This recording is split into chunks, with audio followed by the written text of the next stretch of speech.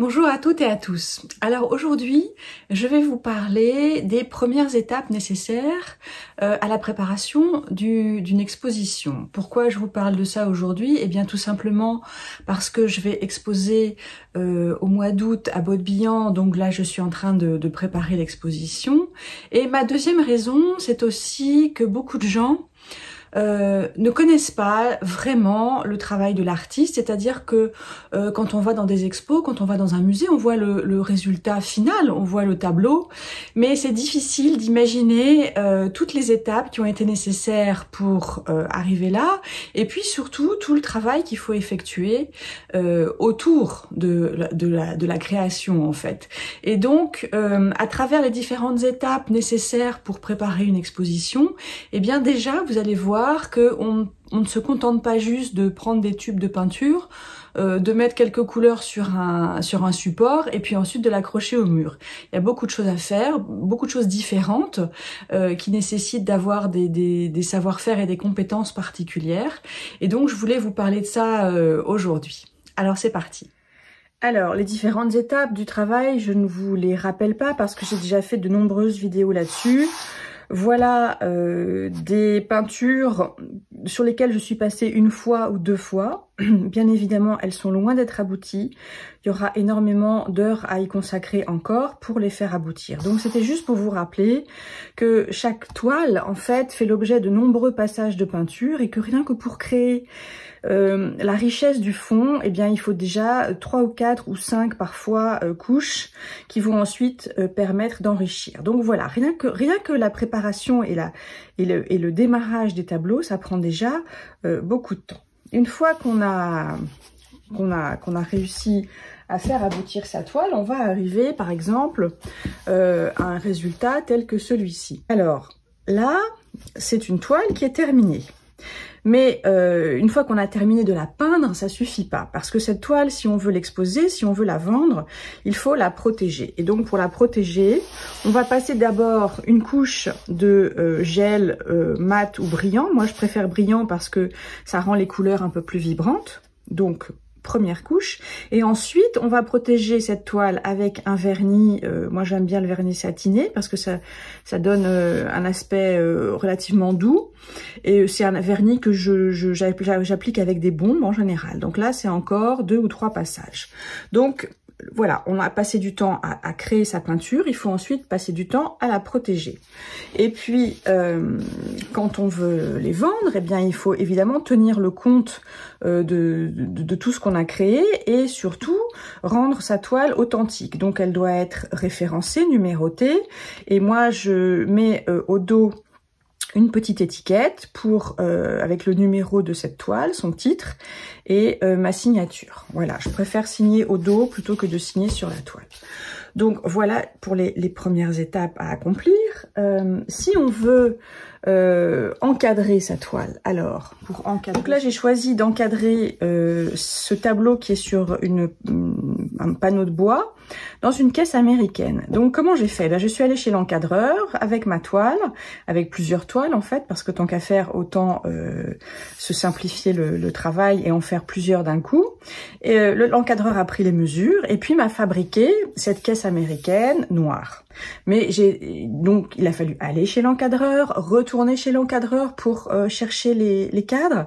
Et puis moi j'achète les cadres nus, c'est-à-dire que c'est à moi ensuite de fixer le tableau dans la caisse américaine. Alors je le retourne. Donc voilà, qu'est-ce que j'ai fait? Donc là on retrouve mon étiquette, ma numérotation.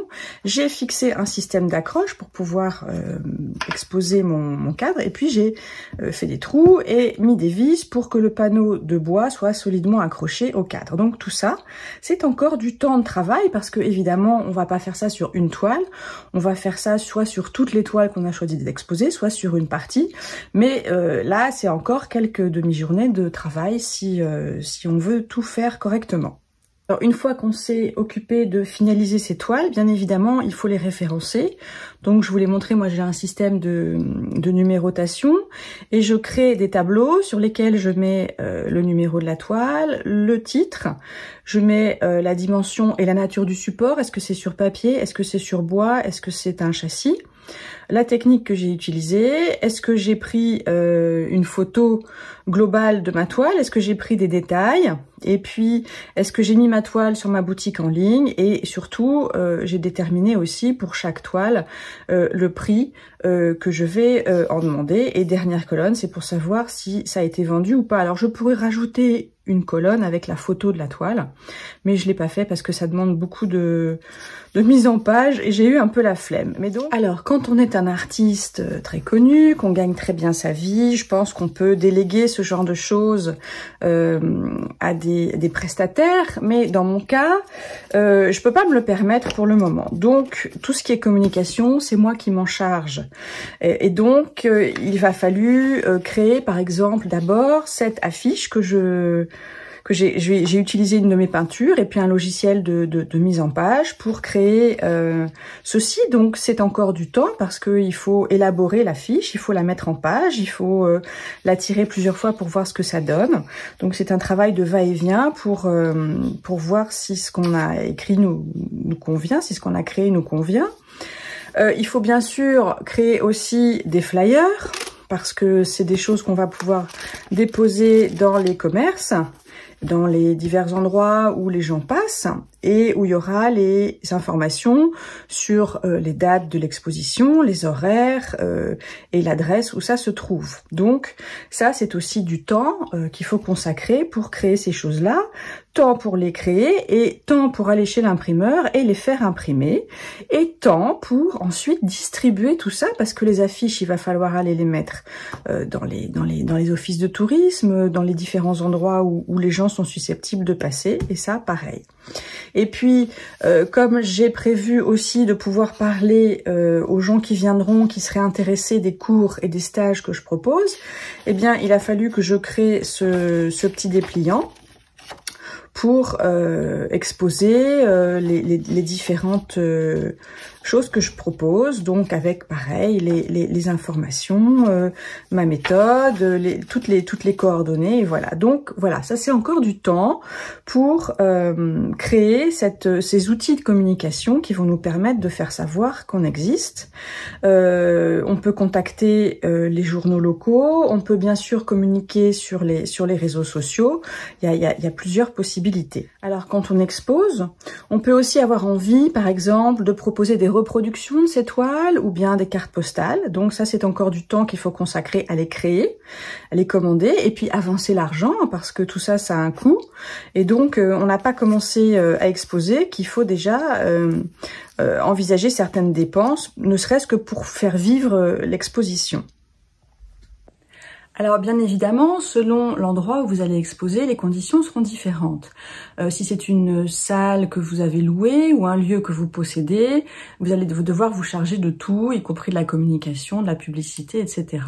Si c'est une association, par exemple, qui a l'habitude d'organiser ce genre de choses, ou bien une galerie, là c'est différent parce que ces organismes ont déjà souvent des abonnés, des gens à qui ils peuvent transmettre l'information de l'exposition à venir.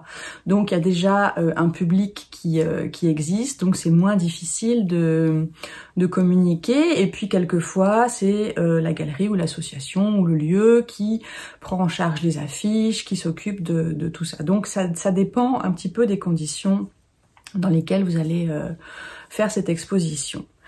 Troisième partie, c'est-à-dire après la finalisation des toiles, après toute la partie communication, bien il y a aussi des questions à se poser sur la manière dont on va accueillir les gens, les clients, les visiteurs.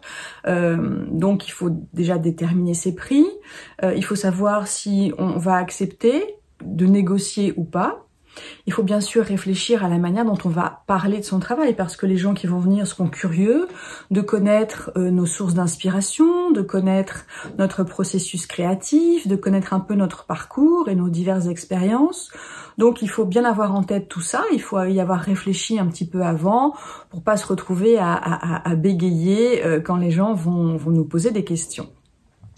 Il faut savoir aussi quelle marge de manœuvre éventuellement on va laisser aux gens qui sont intéressés par des toiles? Est-ce qu'on va leur permettre un délai de réflexion, de revenir? Est-ce qu'on va accepter de les réserver? Enfin voilà, il y a différentes choses auxquelles il faut penser.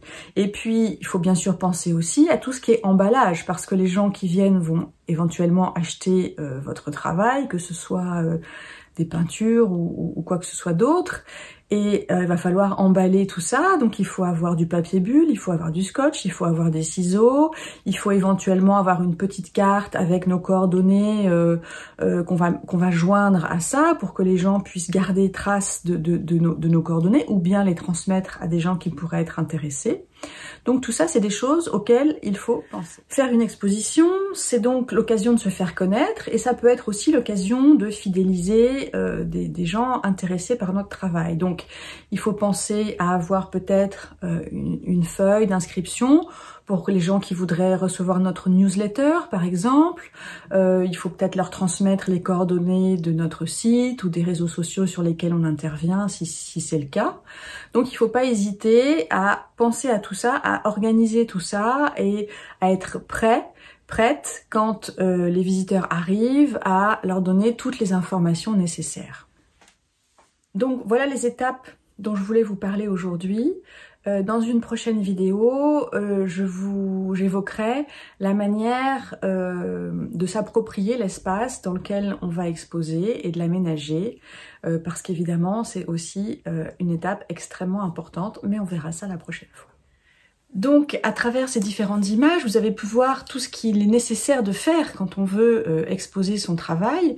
Et j'espère que cela aidera certaines et certains d'entre vous. Si vous avez dans l'idée d'exposer un jour votre travail, quel qu'il soit, cela vous aidera à prendre conscience des différentes étapes qui sont nécessaires. Préparer une exposition, c'est pas quelque chose qu'on peut faire au dernier moment, comme ça. Si on veut que ce soit abouti, eh bien, il faut s'y prendre à l'avance, il faut faire un planning avec les différentes étapes et surtout il ne faut pas avoir peur de mettre la main à la pâte. Donc je vais exposer au mois d'août à Bottebillon, vous trouverez en dessous les différentes informations, mais ce sera du jeudi au dimanche, jeudi, vendredi, samedi 11h, 16h et le dimanche dans l'après-midi. Voilà, donc si vous habitez en Bretagne, si vous êtes de passage, si vous êtes en vacances, eh bien je vous invite à venir me rendre visite. De la même manière, si vous êtes potentiellement intéressé par des cours ou par des stages, venez, on pourra en discuter. J'ai commencé déjà à préparer le programme pour la rentrée l'année prochaine. Donc n'hésitez pas à venir, ça me fait toujours plaisir de rencontrer des gens. Quand on expose, on n'attend pas que les gens qui rentrent dans la galerie achètent systématiquement quelque chose. Bien sûr, quand ça arrive, on est très content parce que c'est quand même le nerf de la guerre pour pouvoir continuer. Mais sachez que vous pouvez venir, on peut discuter, on peut passer un bon moment et je n'attends rien de spécial. Il n'y a absolument pas d'enjeu. Vous pouvez venir de manière très libre et décontractée et je serai ravie de vous rencontrer. Voilà, à très bientôt.